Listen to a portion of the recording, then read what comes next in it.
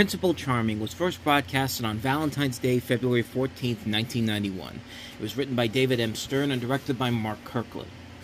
Selma begs Marge to help her find a husband, and she enlists Homer's help. Meanwhile, Bart gets in trouble in school, and Homer is brought in to talk to Principal Skinner, who he decides would be perfect for Selma. Homer invites Skinner to dinner, but he falls in love with Patty instead of Selma.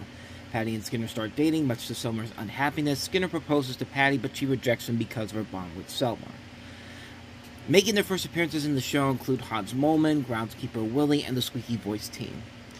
The main focus of the episode is centered around Skinner and Patty and Selma being in this kind of love triangle in general. While it can be interesting to watch at times, this is not one of my favorite episodes of the season. In fact, this episode's honestly quite a disappointment when you really think about it.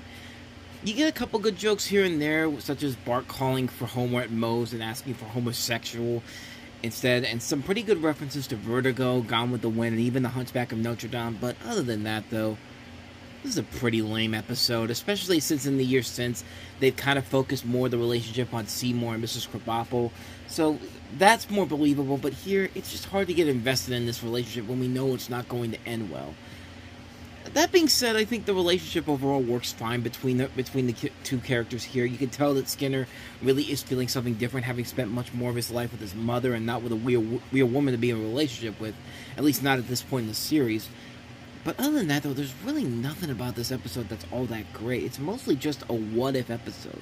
What if these two got together? What would that be like? And the episode does an okay job with it, showing what that would be like, but besides that, there's nothing that truly stands out about this episode in terms of good comedy, except for the Moe prank call. That's always going to be great. Or even good drama from the past episodes from this season.